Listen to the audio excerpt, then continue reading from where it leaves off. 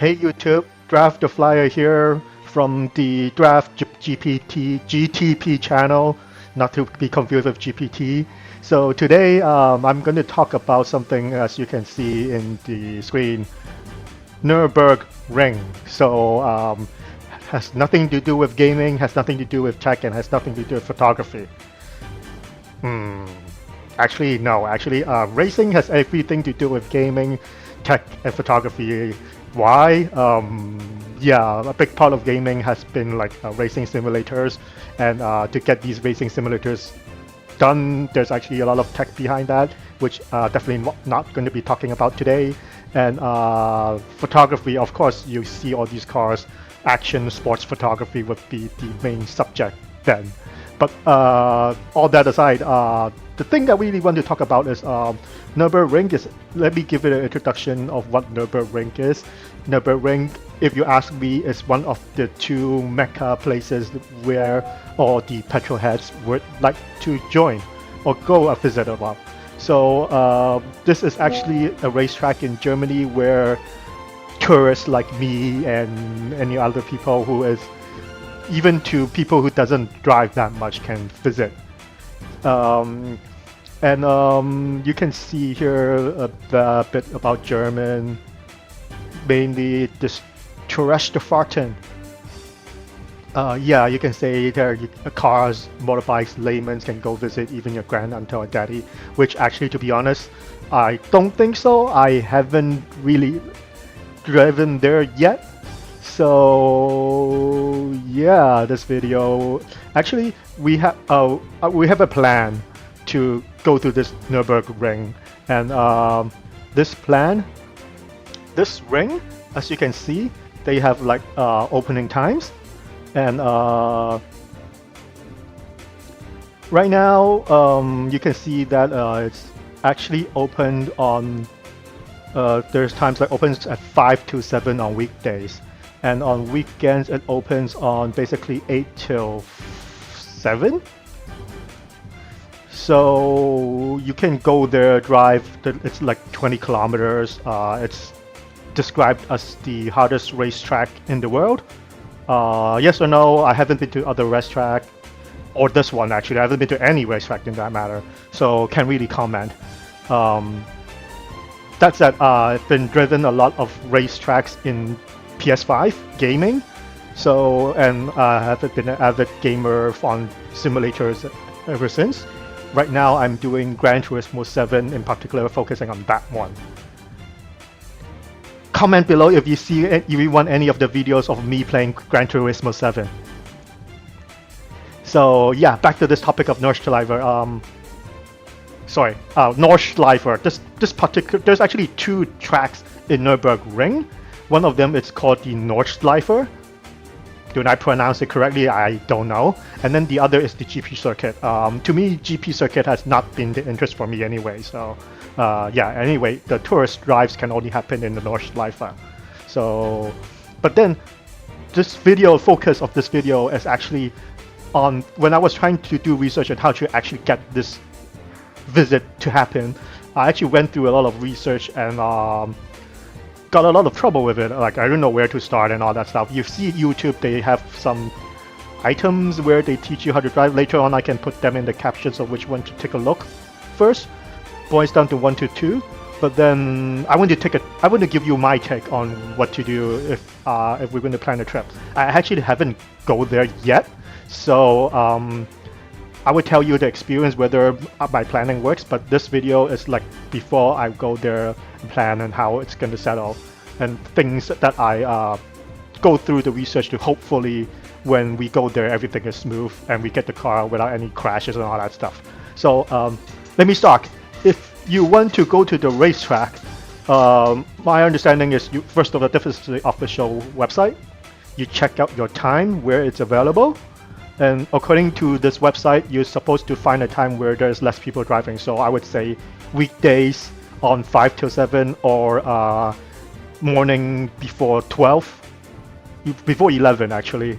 I don't know, like German, I don't know what this morning constitutes in Germany, but I think before 12, Hong Kong time, China. Don't know. But anyway, yeah, you have this racetrack. You take a look at the time, and then we had this discussion amongst like the racetrack. There is things that we need to take care of. So actually, yeah, even though I haven't been to the track yet, but we actually made the booking, and we ended up booking in a place called Nurburgring. But I want to focus on what to look for first.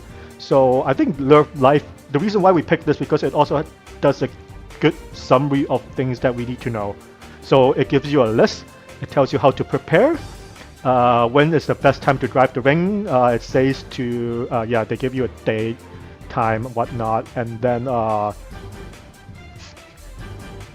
think it's here or somewhere else where it says that you should book in the morning. Oh yeah, Nurschelife does look on rural opening times, but then they give you like a suggestion on when to go or something like that. And then they have like a premium option. This one I can go into a bit more detail on. Like this one starts to have like the difference between what Nurschelife does and what other people does. Some companies they just rent you the car. Cause yes, when you go to Nurburgring, you can't. Well, on the track itself, you can drive any car, any road capable car to go there. Let's say a truck and all that. You can bring your own car. On theory, you can go to Germany as a tourist, rent a car, let's say in the airport, and drive in the track itself. But then they have a catch. It's due with the insurance. But because of that, I'll go into detail with the insurance later. But at the moment, the reason why I say you actually have to rent a car that is Nordschelife capable. And when you rent an extra car to go on the Nordschelife, they ask you for like a package, whether this car, they just rent you the car and then you give them all the fuel costs and all the other stuff is on you, including going onto the track itself. But then Nurschelife has this premium package where you just go there, they have the ticket for you, you just drive on the track. I don't know which one's cheaper, but as a tourist, I would recommend because you might have other stuff to do. And you may need to do more research on how to find the oil and all that stuff, which I haven't done. So we decided to go on the premium package. Oh, also, the reason why I said we is I'm going with another friend. I will ask him, or maybe if the comments wants to know which friend I went with, feel free to comment down below.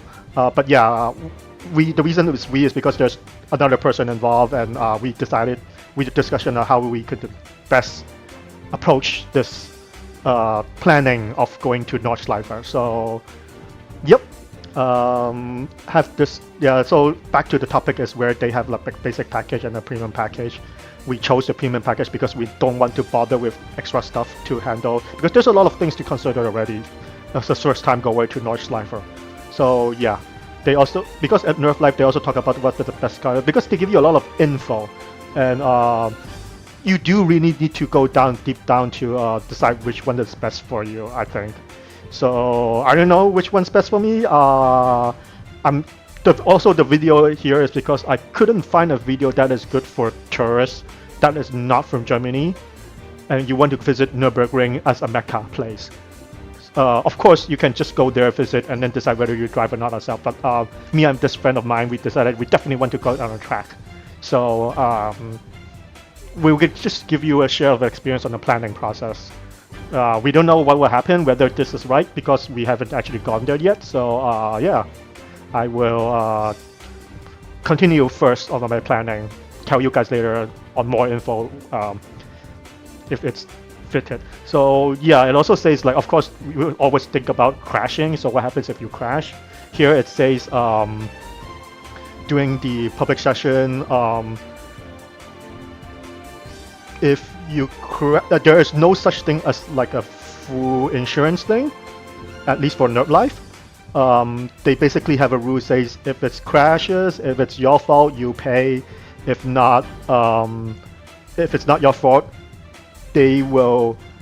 You still pay to fix the car first, but then they will help you with claiming the insurance from the other companies or the other party. So I don't know whether this is fitted or not. But yeah, but my plan is when I go to this tour, when I go to this tourist plan, my plan is just to drive on the right side of the track. So hopefully, I just plan to drive there very slowly, like really a tourist, as a public road. So hopefully that won't constitute a crash. So yeah, actually this is something interesting as well, cause in driving simulators you usually just don't drive on the right side. So before going, actually I've already done this a few times already in my in Gran Turismo 7. I would just try to drive on the right side, driving as a normal speedster. For me, manual gear, but then the car we rented is in auto gear. Although I know how to drive a manual, I also don't recommend doing that on the track yet. Or maybe I don't know, because I haven't been there. I personally don't feel comfortable driving a manual on a road that I'm not comfortable yet, or a car that I'm not comfortable yet, with conditions where I don't normally see on the road. So yeah.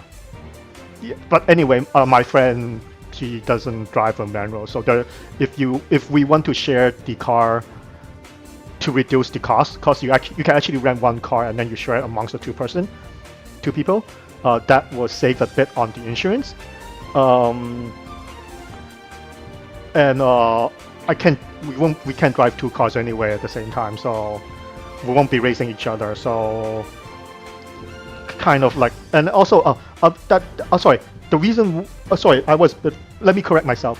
One of the reasons why we decided to choose one car to drive amongst two of us is not really to do with Nurburgring, but then for other insurance companies, they allow you to share the insurance for the whole day for that one car. It's a lot cheaper in other rental companies. For Nurburgring, there are reasons why it doesn't really pay off to drive one car amongst two people. I can go into that later. But then for some of the other companies, they allow you, for full insurance, they allow you to share amongst the drivers. Share amongst the costs for having one driver with two cars. But the reason why we still, although in Nurburgring it's not really beneficial in terms of the cost, but we still do it anyway, is because we don't think we are able to drive 2 laps simultaneously. We probably need to take a break in between, so and to psych up and make sure we don't go too crazy on each of those laps. So we decided to share one car anyway. So that's kind of our decision. If you're going alone, probably not alone, but I would guess there are cases where there is only one person in the group that wants to go to Nurburgring, while the other people wants to visit around the Nurburgring region and the Rhine region, which is a fascinating area. Side note, I have been to Germany around the Nurburgring region before, but then back then when I was going with my friends, they don't want to visit Nurburgring, or they don't want to spend a whole day there. So that's kind of the reason why I decided to want to go to Nurburgring again with this friend of mine, that we actually will be on the track not racing, but then driving. For me, it's a mecca, so yeah. That's kind of why there is this one car share amongst two people thing. Here it also says, can you take a passenger with me? Some cars have 2 people. We rented a one with 2 people. So I think my friend will go off with the instructor first, and then come back, and then I'll go. And yeah, for Nurburgring, they have instructors to help you along the track. I don't know how useful they will be, or whether they will guide you to drive in the racing line. We'll see. But then for Nurburgring, they have something interesting where in order to have an insurance to reduce the excess, excess as if in excess. These are kind of not important. Yeah, this one would be the main consideration. Yeah. Sorry, I've gone too fast on about the instructor. But first, I want to talk about something about the cost of going to Nordschleife. Yeah, you see some prices for 2 laps and all that stuff. Yes, it looks expensive, and it actually is expensive, but comparatively, if you happen to crash, which I don't know the possibility, I did hear before, I did hear amongst some of my peers, not really close peers, I would say just stories around the region of Hong Kong, where there are people who has been to the track, crashed, and they still owe money, quite a bit of money to this day. I don't know what car he rented, but I would say that if you first time going, me and my friend has a consensus that we should just choose the cheapest car with the cheapest access. There is a Clio, but we ended up choosing the Scirocco. The access is 9,000 euros, something that me or my friend is hopefully don't have to bear anyway. It's still quite a lot of money, but comparatively, it's less here. So yes, make sure you choose a car. If you ask me, if you're going as a tourist and you're going to drive like a granny on the track, choose the cheapest one. And an auto gear, not a manual gear. But then, yeah, you have the cost pricing here, which, take a look. I think we will be spending 800 euros, including the instructor. Hopefully we won't be crashing, but yeah, access is one of the biggest considerations. So I can show you the list of the companies that we searched through all of this for our planning. Nurburgring is the one we eventually choose. There's something like ring speed, track speed, RSRs. Apparently they have a lot of YouTube videos, so maybe they're like the most experienced one. Jacob's Pattern, apparently that's like a BMW only rental. Don't know which one is better than which one. The reason we choose Nurburgring is because A is their instructor plus access is the cheapest, although they don't have like full coverage of their insurance. I remember one of these do. Apparently they sound like they do, I would say so. They won't. Do they actually do full coverage for you? I don't know. But there's also one thing is even though just now I mentioned about insurance, most cars in the Nordschleife, they only do third-party insurance. If you crash onto someone else, you will that one is even if it's your fault, that one is covered. But then you still have to pay for your car's repairs. You also have to pay for the guardrails. And I heard it's around after like a normal crash onto the guardrail with yourself, even if it's just kind of like a scratch and something with all the toll cars and all that stuff, would cost about like 3,000 euros. That's what I heard. So I was thinking, my thought process, the reason why we chose Nordschleife and not go with the full coverage is because even though if you crash, you would be kind of paying with your own car anyway for $3,000, and plus there's also something when there's an accident, travel insurance will have a car access. I haven't tried myself whether it will work on Nordschleife. Hope so. To be honest, I haven't even tried using the travel insurance for car-related purposes. Don't know what we'll do on that, but then I was thinking if most of your payments on average plus like a first percentile payment is around like 5k euros, unless you crash like crazy, you won't be paying like the full access anyway for your car. So and I decided to drive like a granny. If it's not due to my fault and it crashes like to a point where there is a full to a point where it's like a total loss, it won't be my fault anyway. So I'm ready to go with the third party. Yeah. So that's my game plan. don't know how it's going to end up. Yeah, it says damage as such for every single, but doesn't include bumpers. Oh, it says it does include bumpers.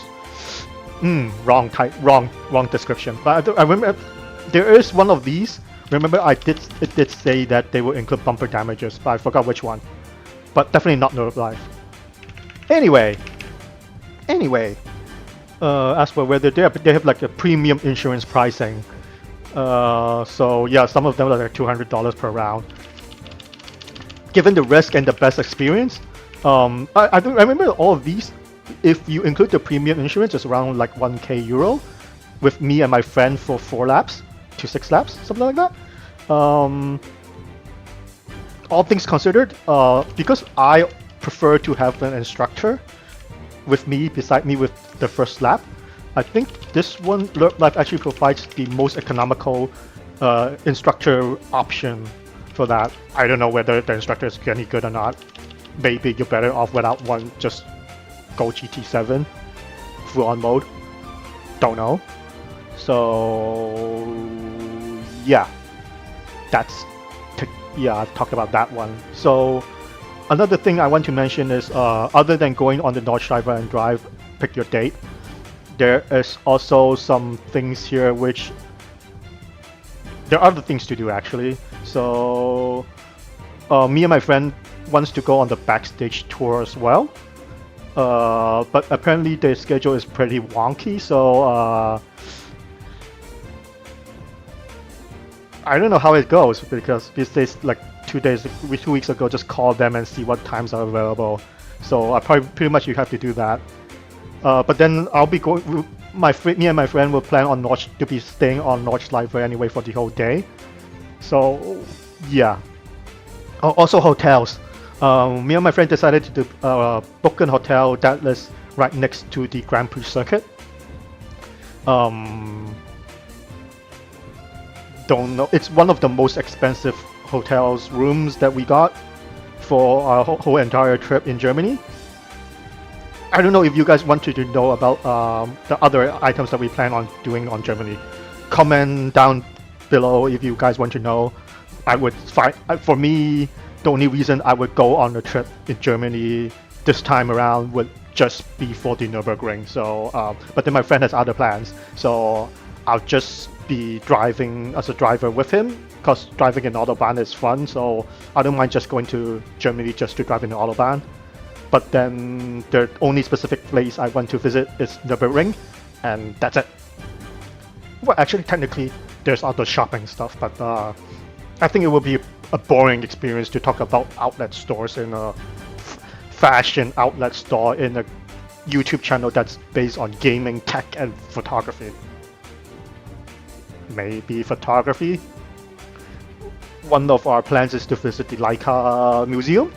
So if you guys want to have a video on my experiences in the Leica museum after the trip, comment, like, subscribe below, like, comment, the similar stuff. So yeah,